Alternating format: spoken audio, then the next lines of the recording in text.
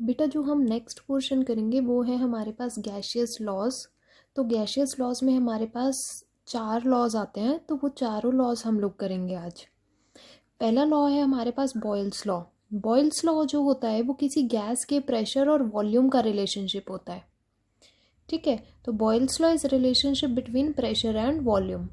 तो Boyle's law में कहा गया था कि किसी कांस्टेंट टेम्परेचर पे, सपोज 20 डिग्री सेल्सियस या 30 डिग्री सेल्सियस या 40 डिग्री सेल्सियस, किसी भी एक कांस्टेंट टेम्परेचर पे जो प्रेशर है it is inversely proportional to volume. Pressure is inversely proportional to volume. तो जब ये प्रोपोर्शनैलिटी साइन हमारे पास हटेगा तो एक कांस्टेंट आएगा। तो अगर v को हम यहाँ ले जाएं देन p और v का मल्टीपल जो है हमारे पास इट विल बिकम कांस्टेंट, लेकिन एक पर्टिकुलर टेम्परेचर पे। तो P V constant at constant temperature. और यहाँ से हमारे पास आ गया कि एक टेम्परेचर T1 पे हमारे पास P1 V1 है, दैट इज ऑल्सो कॉन्स्टेंट। दूसरे टेम्परेचर T2 पे हमारे पास P2 V2 है, दैट इज ऑल्सो कॉन्स्टेंट।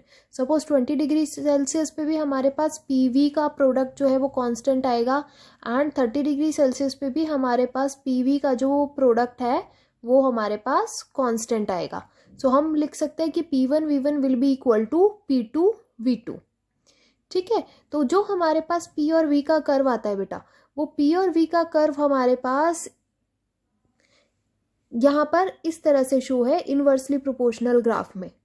तो P और V हमारे पास इनवर्सली प्रोपोर्शनल है, बट P और 1/V वो हमारे पास डायरेक्टली प्रोपोर्शनल है।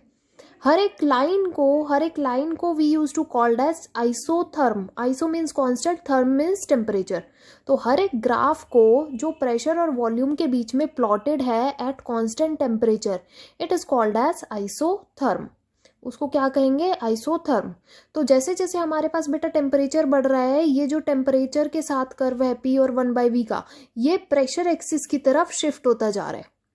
ठीक है, ये क्या कर रहा है? प्रेशर एक्सिस की तरफ शिफ्ट होता जा रहा है जैसे जैसे टेम्परेचर हमारे पास बढ़ता जा रहा है। और यहाँ पर ये P और V एक्सिस से दूर जाता जा रहा है जैसे जैसे टेम्परेचर हमारे पास इंक्रीज करेगा।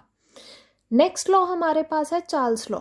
Charles law is VT relationship, volume और टेम्परेचर का रिलेशनशिप, कि किसी कांस्टेंट प्रेशर पे जो वॉल्यूम होती है किसी भी फिक्स्ड अमाउंट ऑफ गैस की, it varies directly with its absolute temperature. वो उसके एब्सोल्यूट टेम्परेचर के साथ वेरी करती है। So V is directly proportional to temperature, और T अगर हम यहाँ पर डिवाइड में लेकर जाएं तो V divided by T become constant at constant pressure. So suppose P1 पे, सपोज हमारे पास 0.2 बार पे ये V1 divided by T1 constant आ गया, और P2 पे सपोज 0.8 बार पे ये V2 डिवाइडेड बाई T2 आ गया, दिस इज ऑल्सो कांस्टेंट। तो हम लिख सकते हैं V1 divided by T1 is also constant, V2 divided by T2 is also constant. तो V1 divided by T1 will be equal to V2 divided by T2। तो ये बेटा हमारे पास चार्ल्स लॉ का रिलेशनशिप आता है। अब चार्ल्स लॉ हमारे पास है एट कांस्टेंट प्रेशर। किस पे हम पढ़ रहे हैं चार्ल्स लॉ? चार्ल्स लॉ हम लोग पढ़ रहे हैं एट कांस्टेंट प्रेशर। तो जो हमारे पास बेटा कांस्टेंट प्रेशर पे V और T के बीच में कर्व बनता है, क्योंकि ये दोनों डायरेक्टली प्रोपोर्शनल है, तो कर्व हमारे पास स्ट्रेट लाइंस में आएगा। स्ट्रेट लाइंस में ये आप लोग देख रहे हो कि 0 से ऊपर हमारे पास सॉलिड लाइंस है, और 0 से नीचे ये सारी लाइंस मर्ज करके -273 डिग्री सेल्सियस पे मर्ज कर रही हैं, इस एक्सिस को कट कर रही हैं। मीन्स यहाँ पर जो हमारे पास वॉल्यूम है किसी भी गैस का, इट बिकम्स 0 -273 डिग्री सेल्सियस पे according to the curve. According to the curve -273 degree Celsius पे हमारे पास जो गैस की वॉल्यूम है वो क्या हो जाती है? 0 हो जाती है। और इसी टेम्परेचर को हम लोग बोलते हैं एब्सोल्यूट जीरो या एब्सोल्यूट टेम्परेचर, एब्सोल्यूट जीरो। तो एक लोएस्ट टेम्परेचर जिसकी वैल्यू -273.15 डिग्री सेल्सियस है, जिस पे गैस की एग्जिस्टेंस जो है वो सीज हो जाती है। सीज मतलब कि वो एग्जिस्ट करना बंद कर देगी। ठीक है, तो वहां पर उसकी वॉल्यूम, हमारे पास जो गैस की वॉल्यूम है वो 0 हो जाएगी। लेकिन एक्चुअल में ऐसा कुछ नहीं होता कि किसी गैस को हम कंप्रेस करते गए, उसको कूल डाउन करते गए तो उसके मॉलिक्यूल्स क्या करेंगे? पास आने की कोशिश करेंगे। ठीक है, अगर मॉलिक्यूल्स पास आ रहे हैं तो मॉलिक्यूल्स वहां पर प्रेजेंट है ना, तो -273 डिग्री सेल्सियस पे ऐसा तो नहीं होगा कि मॉलिक्यूल्स एकदम से गायब हो गए। ठीक है, तो ऐसा टेम्परेचर हमारे पास हाइपोथेटिकल टेम्परेचर है, क्योंकि ये टेम्परेचर अचीव करना ही हमारे लिए बहुत बड़ी डिफिकल्टी है, -273 डिग्री सेल्सियस। ठीक है, तो इसको हम लोग बोलते हैं एब्सोल्यूट जीरो, और यहीं से हमारे पास एब्सोल्यूट जीरो का स्केल आया था जिसको केल्विन स्केल ऑफ टेम्परेचर बोलते हैं। तो यही केल्विन स्केल ऑफ टेम्परेचर का जो -273 डिग्री वाला ये जो हमारे पास क्वांटिटी आई, जो हम ऐड कर देते हैं केल्विन में कन्वर्ट करने के लिए, सो ये क्वांटिटी हमारे पास एब्सोल्यूट जीरो से ही आई है। तो यहाँ पर ये जो हमारे पास कर्व है बेटा, ये एक कांस्टेंट प्रेशर पे कर्व आ रहे हैं, तो ये सारे कर्व्स का नाम आएगा आइसोबार। सब कर्व का नाम क्या आ जाएगा? आइसोबार। और -273 डिग्री सेल्सियस पे हमारे पास जो एग्जिस्टेंस है किसी भी गैस की, वो सीज हो जाएगी। तो हर एक लाइन जो हमारे पास वीटी कर्व में है उसका नाम है isobar. Isobar means, iso means constant, bar means for pressure, it stands for pressure. ठीक है, दूसरी चीज, जैसे जैसे प्रेशर बढ़ता चला जाएगा, ये जो कर्व है हमारे पास टेम्परेचर एक्सिस की तरफ शिफ्ट होता चला जाएगा, मतलब वॉल्यूम हमारे पास कम होती चली जाएगी उस गैस की, जैसे जैसे प्रेशर बढ़ेगा। ठीक है, तो this was our Charles law. Charles law के बाद हमारे पास एक और लॉ आता है जो गैस फॉलो करती हैं, सिर्फ गैसेस फॉलो करती हैं ये लॉस। ठीक है, क्योंकि गैसियस स्टेट हम लोग पढ़ रहे हैं, तो गैसेस पे हमारे पास एप्लीकेबल होते हैं ये लॉज, तो सिर्फ गैसेस ही ये लॉज फॉलो करती हैं। तो नेक्स्ट लॉ हमारे पास आता है Gay Lussac's law. Gay Lussac law is PT relationship, pressure temperature relationship. ठीक है, और इसकी बहुत अच्छी एप्लीकेशन एनसीईआरटी में दी हुई है कि जब हमारे पास समर होती है तो समर में टेम्परेचर हाई होता है। टेम्परेचर हाई होने की वजह से क्या होता है, जो प्रेशर होता है टायर के अंदर, ऑटोमोबाइल जो कार के टायर होते हैं उनके अंदर, वो प्रेशर बढ़ जाता है और बहुत ज़्यादा बढ़ने लगता है। क्यों बढ़ने लगता है? क्योंकि गैस का pressure is directly proportional to temperature. Temperature बढ़ा, प्रेशर भी बढ़ गया। विंटर्स में क्या होता है, टेम्परेचर कम है तो कार के टायर का प्रेशर भी हमारे पास कम होता चला जाएगा। ठीक है बेटा, तो P is directly proportional to T according to Gay-Lussac's law at constant volume। constant volume पे ये हमारे पास कर्व आ रहे हैं, तो PT ग्राफ की हर एक लाइन को हम बोलेंगे आइसोकोर। तो ये बेटा हमें सिर्फ लॉ याद रखना है, लॉ का रिलेशन याद रखना है, और आएगा इस पे न्यूमेरिकल ही। कई बार 1 मार्क में पूछ लेते हैं कि what is isobar, what is isochore, what is isotherm. तो ये वाली चीज जब पूछते हैं तो वो आपको डेफिनेशन जब आप लिखते हो तो उसको डिफाइंड वर्ड्स में लिखो कि हर एक लाइन जो होती है किस ग्राफ की, in that law is termed as isobar, isochore, isotherm. ठीक है, पढ़ना इज वेरी इजी, लेकिन उस चीज को लिखना किसी जगह पे मार्क्स स्कोर करने के लिए इज क्वाइट डिफिकल्ट। समझ सबको आता है, लेकिन वो समझ आने वाली चीज सामने वाले को समझाना, वो चीज डिफिकल्ट होती है। तो यहाँ पर भी हमारे पास कर्व जो है बेटा वो टेम्परेचर एक्सिस की तरफ शिफ्ट होता चला जाएगा जैसे जैसे हमारे पास वॉल्यूम बढ़ती जाएगी।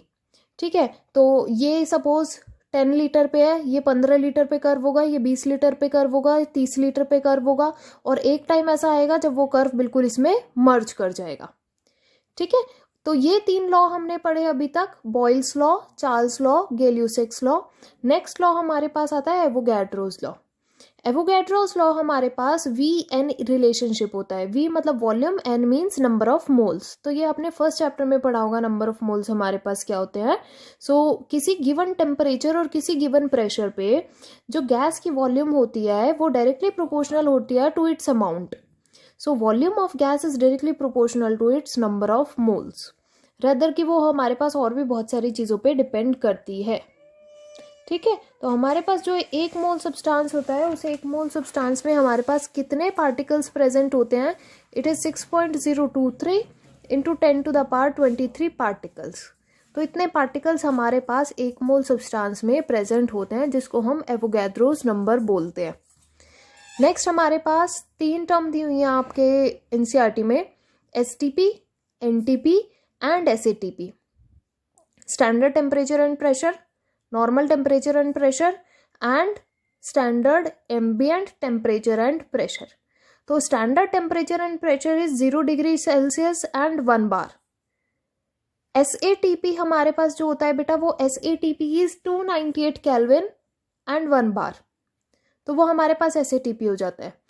तो वो जो हमारे पास टर्म्स ली हुई हैं तो वो एनसीईआरटी से देख करके उसका डेटा आप लोग सारा का सारा नोट कर लेना कि एसटीपी पे कितना टेम्परेचर प्रेशर होता है, एसएटीपी पे कितना होता है, एनटीपी पे कितना होता है, और उनकी वॉल्यूम्स कितनी कितनी होती है। ठीक है, तो हमने क्या किया, हमने 3 लॉज पढ़े, 4 लॉज पढ़े, Boyle's law, Charles law, Gay Lussac's law और एवोगैड्रोस लॉ। तो बॉयल्स लॉ ने कहा कि V is inversely proportional to 1/P। ठीक है, हमने थोड़ा सा रीअरेंज कर लिया बस इसको। चार्ल्स लॉ ने कहा कि V is directly proportional to T, and Avogadro's law ने कहा V is directly proportional to N। तो जब इन तीनों लॉ को हमने कंबाइन किया तो एक इक्वेशन हमारे पास आई कि V is directly proportional to NT divided by P। हमने किस किस को कंबाइन किया है, A B C को, गैलियो-सिक्स को नहीं किया। किसको कंबाइन किया है, A B C, Avogadro's law, boils law, Charles law. तो A B C को कंबाइन किया है आइडियल गैस इक्वेशन निकालने के लिए। तो बेटा जब प्रोपोर्शनैलिटी साइन हटेगा तो एक कांस्टेंट आएगा, that constant we used to term it as R। तो V is equals to RNT divided by P। और इसको थोड़ा सा हम रीअरेंज कर ले तो ये हमारे पास इक्वेशन आ जाती है PV is equals to nRT।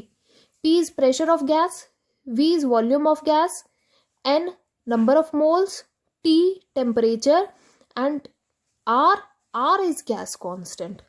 अब R की जो वैल्यू है, कांस्टेंट है ऑब्वियसली, किसी गैस का कांस्टेंट है, तो ये जो R की जो वैल्यू है ये हमारे पास कांस्टेंट रहेगी। ठीक है, और with unit it can very, जैसे वॉल्यूम लीटर में ले ली, वॉल्यूम ml में ले ली, प्रेशर पास्कल में ले लिया, बार में ले लिया, या फिर एटमॉस्फेयर में ले लिया। तो ये बेटा जितनी सारी कन्वर्जन है ना, आपको अगर कोई भी कन्वर्जन ढूंढनी है अपनी एनसीईआरटी में सबसे पीछे जाओ और एनसीईआरटी में सारी कन्वर्जन्स आपको दी हुई है, आपको कहीं कुछ गूगल करने की जरूरत नहीं है। सारी कन्वर्जन्स आपकी एनसीईआरटी में पीछे पेज पे दी हुई हैं, प्रेशर की सारी कन्वर्जन्स A to Z। तो R की जो वैल्यू हमारे पास आती है बेटा, it is 8.314 pascal metre cube per kelvin per mole, अगर हमारे पास प्रेशर पास्कल में है और वॉल्यूम मीटर क्यूब में दी हुई है तो। ठीक है, R की जो वैल्यू है वो एक और आती है हमारे पास 8.314 जूल पर केल्विन पर मोल। अगर हमारे पास यहाँ पर ये जूल आ गया तो ये R की वैल्यू हम प्रेशर और वॉल्यूम वाली इक्वेशन में नहीं यूज करेंगे। ये वाली जो वैल्यू है बेटा हम ये नेक्स्ट चैप्टर मीन्स थर्मोडायनेमिक्स में यूज करेंगे, जहां पर एनर्जी में ये R यूज हो रहा होगा, किसी एनर्जी के एक्सप्रेशन में ये R जहां पर हमारे पास यूज हो रहा होगा। नेक्स्ट वी हैव R की एक और वैल्यू आती है 0.0821 या 0.083 और इसकी यूनिट होती है बार लीटर पर केल्विन पर मोल। इसके लिए जो आप प्रेशर पुट करोगे that pressure should be in bar. ठीक है, अगर आप R की वैल्यू ये पुट कर रहे हो, जो वॉल्यूम पुट करोगे that volume should be in litre, जो नंबर ऑफ मोल्स तो पर मोल, टेम्परेचर पर केल्विन। ठीक है बच्चे, तो ये हमारे पास R की जो वैल्यू अगर आप पुट कर रहे हो तो आपको जो वेरिएबल्स हैं उनकी भी जो हमारे पास यूनिट होती है वो वही पुट करनी पड़ेगी।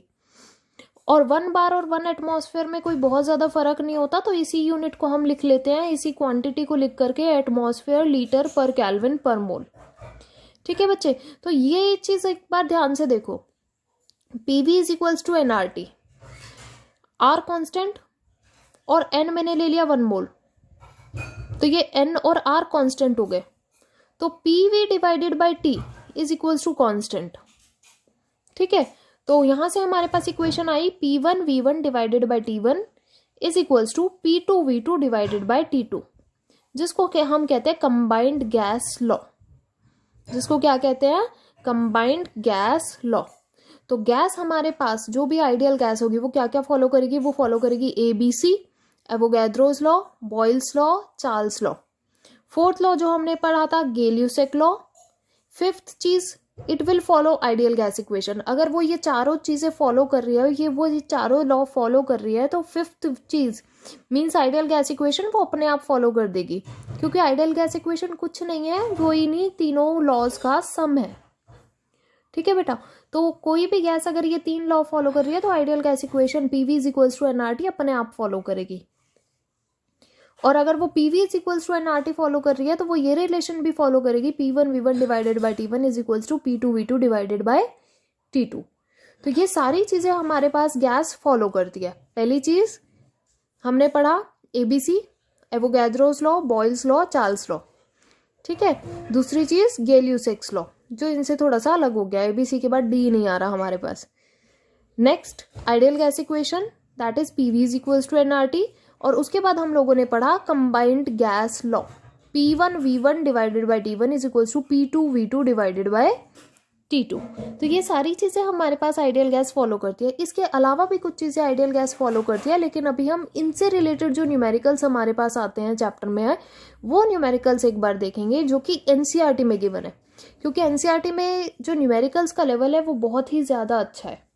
तो NCERT के न्यूमेरिकल्स हम लोग देखेंगे एक बार, उसके बाद इस चैप्टर को आगे कंटिन्यू करेंगे कि आइडियल गैस और क्या चीज़ें फॉलो करती है, और ऐसी क्या चीज़ें हैं जो आइडियल गैस फॉलो करती है। तो इससे रिलेटेड न्यूमेरिकल्स हम लोग देखते हैं नेक्स्ट वीडियो में।